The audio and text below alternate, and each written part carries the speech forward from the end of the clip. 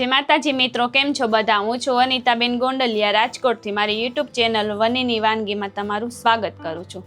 तो आज आपणे बनावशुं गरमा गरम रगड़ा चाट। एक टीपू तेल विना अने खावामां पण एकदम हेल्धी बनशे। तो एना माटे आपणे अहींया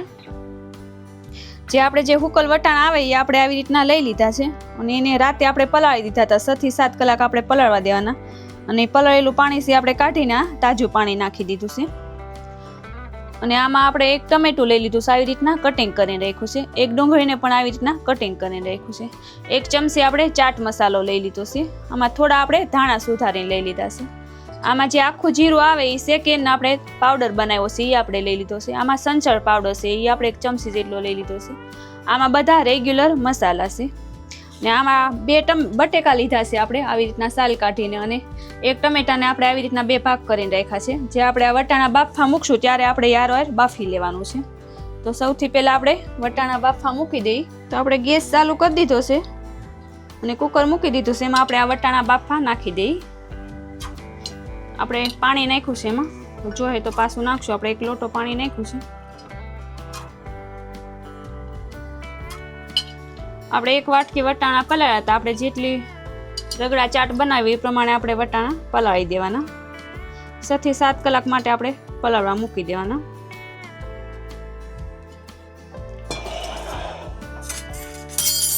હવે આપણે આમાં પાણીની જરૂર નહીં પડે, આપણે જોઈએ એ પ્રમાણે નાખી દેવાનું। આપણે 2 બટેકા નાખી દેવાના અને 2 જે આપણે ટમેટા છે એ નાખી દેવાના। હવે આપણે થોડું એવું આમાં મીઠું નાખી દેવી, થોડી આપણે હળદર નાખી દઈએ અને થોડું આપણે લાલ મરચું પાવડર નાખી દઈએ। હવે આપણે આવી રીતના હલાવી લેવાનું છે।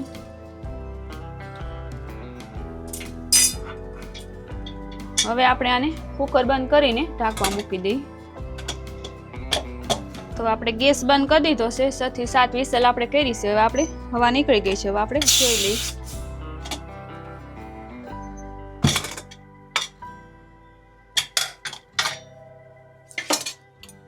તો આપણે સરસ બફાઈ ગયા છે। હવે આપણે બટેકા ઉપરથી કાઢી લઈએ।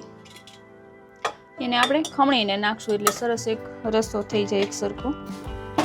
અને ટમેટાને જે ઉપરની સાલ છે એ આપણે આવી રીતના કાઢી લઈએ। બફાઈ જાય એટલે એ તરત નીકળી જાય।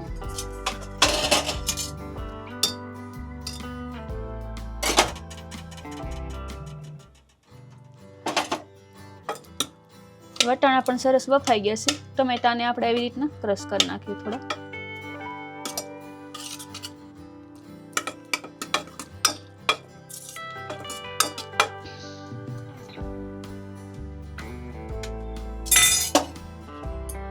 જે આ બટેકા છે આપણે આવી રીતના ખમણીને નાખી દઈએ।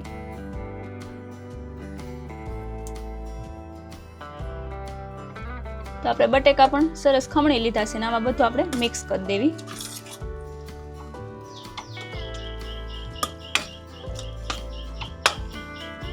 હવે આપણે આમાં થોડું પાણી નાખીએ। પેલા ગેસ ચાલુ કરી દઈએ। રગડો આપણે આમાં જ બનાવી લેવાનો છે। થોડો રગડો આપણે ઢીલો કરવા માટે થોડું આપણે પાણી નાખશું અને બધું સરખું મિક્સ કરી લેવાનું।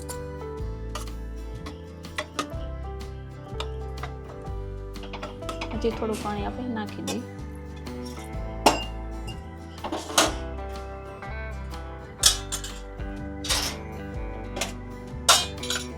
હવે જે આપણે શેકેલ જીરાનો પાવડર લીધો છે એ આપણે 1 ચમચી નાખી દઈએ।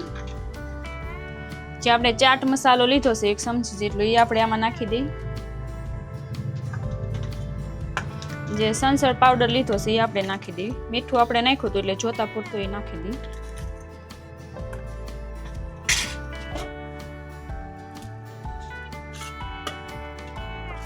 આપણે આમાં ટીપું તેલ પણ નાખવાનું નથી। તેલ વિનાનો એકદમ રગડા ચાટ બનીને તૈયાર થશે। અને વરસાદમાં જો આવી ગરમા ગરમ રગડા ચાટ મળી જાય તો મજા આવી જાય ખાવાની। તો આપણે આવી રીતના કરી નાખ્યું છે। થોડી વાર આપણે રગડાને ઉકળવા દઈએ એટલે બધું એક સરખું મિક્સ થઈ જાય। તો આપણે ગેસ બંધ કરી દીધો છે। ઉપરથી આપણે થોડા ધાણા નાખી દીધા છે અને આપણે સરસ રગડો તૈયાર થઈ ગયો છે। ઉપર સર્વ કરવા માટે આપણે રગડો નાખીને ઉપર સેવ નાખવાની છે। આ લીલી ચટણી આવી એ નાખવાની છે, આમાં ખજૂર આમલીની ચટણી છે એ નાખવાની છે, ડુંગળી અને ટમેટા. તો એક બાઉલમાં આપણે રગડો સર્વ કરી લઈએ. પહેલાં આપણો રગડો એકદમ સરસ બન્યો છે અને જોતાં તે પાણી આવી જાય મોઢામાં, એકદમ સરસ બન્યો છે. એમાં હવે આપણે થોડા ટમેટા ઉપરથી નાખવાના છે. થોડી આપણે ડુંગળી નાખી દઈએ. થોડી આપણે આ ખજૂર આમલીની ચટણી છે એ નાખવાની છે.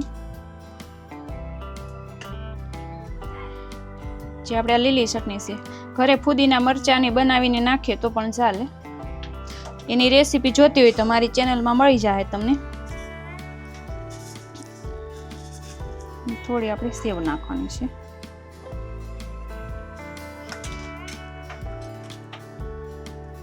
એની ઉપર આપણે થોડા ધાણા નાખી દઈએ.